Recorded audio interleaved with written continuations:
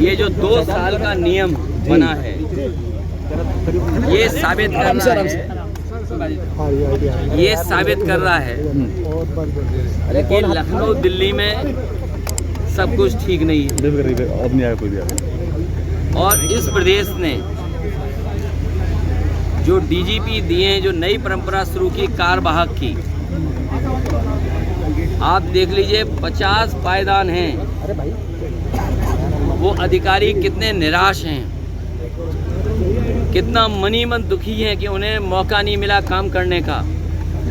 कितने आईपीएस होंगे जिन्हें मौका नहीं मिला, और अपने खासम खास और अपने पक्के को बैठाने के लिए, इसलिए कि जिससे कि बेईमानी की जा सके, जिससे अन्याय किया जा सके, जिससे कानून की धज्जियां उड़ाई जा सकें, इसलिए सरकार अपना ऐसा फैसला कराना चाहती है, नियम बनाना चाहती है कि उन्हीं के कोई न कोई बैठ जाए, जिनको खुद का अपना भविष्य नहीं पता है कि 2 साल चलेंगे कि नहीं चलेंगे, वो 2 साल के नियम बना रहे हैं।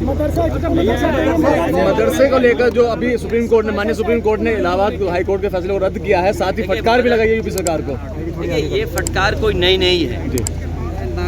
अभी तक के कार्यकाल जो देखेंगे आप, सबसे ज़्यादा हाई कोर्ट, सुप्रीम कोर्ट की फटकार अगर किसी को मिली है तो उत्तर प्रदेश सरकार को मिली है। समय समय पर उत्तर प्रदेश सरकार ने अनकॉन्स्टिट्यूशनल काम किए हैं, और उसका परिणाम ये है कि हाई कोर्ट और सुप्रीम कोर्ट हस्तक्षेप करता है। और हमें पूरा भरोसा है कि जितने भी अनकॉन्स्टिट्यूशनल फैसले लिए हैं सरकार ने, वो सब टर्न डाउन होने चाहिए। नारों का जो ट्रेंड चल निकला है सर, डिवाइड एंड रूल, ये सुधार हमारे पत्रकार साथियों को सुधार सुनने को मिल गया। ये सुधार नहीं है। डिवाइड का हिंदी क्या है? बांटो। डिवाइड एंड रूल नारा दिया था अंग्रेजों ने, और अंग्रेज तो चले गए लेकिन अपने वचन छोड़ गए। ये वचनवंशी लोग हैं अंग्रेजों के, इसीलिए इन्होंने इस तरह के नारा दिया था। ये भारत और खासकर उत्तर प्रदेश का समाज ऐसे नारों को कभी स्वीकार नहीं कर सकता है। गाजियाबाद इतना सूट करता है कि आप जब भी करते हैं शुरुआत तो गाजियाबाद से करते हैं। देखिए, गाजियाबाद शुरुआत है, और मैं तो चाहता हूँ कि दिल्ली से बेहतर गाजियाबाद बने। इसका प्रयास हम लोगों ने किया अपनी सरकार में। तमाम वो इंफ्रास्ट्रक्चर के प्रोजेक्ट जो बहुत ज़रूरी थे गाजियाबाद के लिए, वो नेताजी ने, या पुराने जो आप देखोगे इंफ्रास्ट्रक्चर काम, वो कांग्रेस के ज़माने के देखेंगे। इनका तो कोई काम दिखता ही नहीं है। इनका काम केवल ये है कि विनाश कर दो। इनका काम है काम को रोक दो, तोड़ दो, और उसका परिणाम यह है कि आपका साथी भी, मैं नहीं जानता कि वो साथी कितना करीब आपका लोग हुआ, लेकिन पत्रकारों को जिस तरीके से अपमानित होना पड़ रहा है, आप कल्पना नहीं कर सकते। जेल तो भेजा ही भेजा है, और मैं कहता हूँ अगर आप सच दिखाने लगोगे तो आप में से भी कुछ लोग जेल चले जाएंगे। दबाव है सब पर। ये जितने पत्रकार साथी हैं, ये दबाव में काम कर रहे हैं, और दबाव में नहीं काम करते हैं, और अगर निष्पक्ष होकर काम करते हैं तो कई जगह कपड़े उतार दिए गए, नंगा कर दिया गया पत्रकारों को। ये क्या लोकतंत्र है? ये बताइए।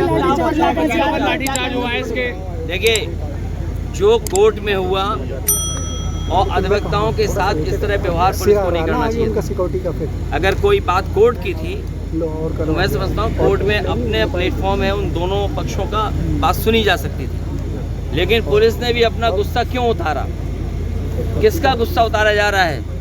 जो वकीलों को भी अपमानित होना पड़ा। चुनाव डेट आगे बढ़ाई है, डेट इसलिए बढ़ाई कि भारतीय जनता पार्टी को भनक पड़ गई कि जो लोग छुट्टी लेकर के आए हैं दिवाली की, भैया दूज की और छठ पूजा की, वो सब लोग इतनी छुट्टी लेकर के आए कि वोट डाल के जाएंगे। तो जब भनक पड़ गई इनको, तो इन्होंने चुनाव से तारीख बदलवा दी। अखिलेश जी 9 सीटों में से कितनी सीट पे आश्वस्त हैं? हार के डर से इन्होंने तारीख बदली है, और उन्हें ये भी पता था कि यूपी में जो वोट पड़ेगा, वो जो हार होगी, जो संदेश जाएगा, कहीं इनका महाराष्ट्र का चुनाव भी न गड़बड़ा जाए। 9 सीटों में से कितनी सीटों पे आश्वस्त हैं? ये चुनाव भारतीय जनता पार्टी हार रही है, उसी के वजह से चुनाव टाल रही है। मैदान में आपने देखा होगा पहलवानों को, रिंग से बाहर कौन सा पहलवान भागता है? कौन सा पहलवान रिंग से बाहर भागता है बार बार? जो हारता है। इसीलिए कभी अयोध्या का चुनाव टाला इन्होंने और ये अब तारीख बदल दी। जब इन्हें यही बढ़ाना था तो ये पहले भी तो चुनाव करा सकते थे जिन तारीखों में आज चुनाव हो रहे हैं। क्या वजह है कि इन्होंने तारीख बदल दी? इसका फायदा मिलेगा क्या भाजपा को? वो कोई ना कोई खास तैयारी भाजपा कर रही होगी। उपचुनाव में कितनी सीटें आ रही है? जो समय उन्हें नहीं मिला, उपचुनाव में कितनी जो समय नहीं मिला, बीजेपी की जो खास तैयारी है वो पुलिस को आगे करके है। जब आप मुख्यमंत्री जी से ये सुनते हो कि मैं रामपुर बना दूंगा, इसका मतलब ये है कि वोट नहीं डालने देंगे। लोकतंत्र में या चुनाव आयोग इन बातों को देख रहा होगा कि इनकी तैयारी खास ये है कि वोट ना पड़ पाए। बूथ चिन्हित कर रहे होंगे ये लोग, बूथ चिन्हित कर रहे होंगे कि बूथ पर फोर्स लगा दो कि वोट निकले नहीं, जबकि फोर्स और एडमिनिस्ट्रेशन की जिम्मेदारी ये बनती है कि ज़्यादा से ज़्यादा वोट आए। ये केवल वोट रोकने की रणनीति बनाएंगे, इसीलिए इन्होंने हफ्ता बढ़ाया। और इन्हें पता था त्योहार पे जो लोग आए हैं दूर से छोड़ करके, वो सब इन्हें चुनाव हरा देते। चुनाव में कितनी सीटें? अपनी रणनीति क्या है? उनकी सारी रणनीति पता है। अपनी रणनीति क्या है? रणनीति क्या? उपचुनाव में कितनी सीटें? हमारी रणनीति साफ है, बूथ पे काम करिए। और आज हर वर्ग इनके खिलाफ है। व्यापारी जीएसटी से दुखी है। ये जो गरीब महंगाई का सामना कर रहे हैं, वे केवल गरीब के सामने संकट नहीं है। ये जो मल्टी स्टोरी बिल्डिंग में रह रहे हैं, इनको भी महंगाई का असर पड़ रहा है।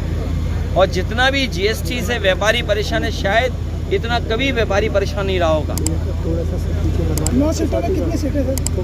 9 में 9। ठीक है। करल पे आपने जवाब नहीं दिया।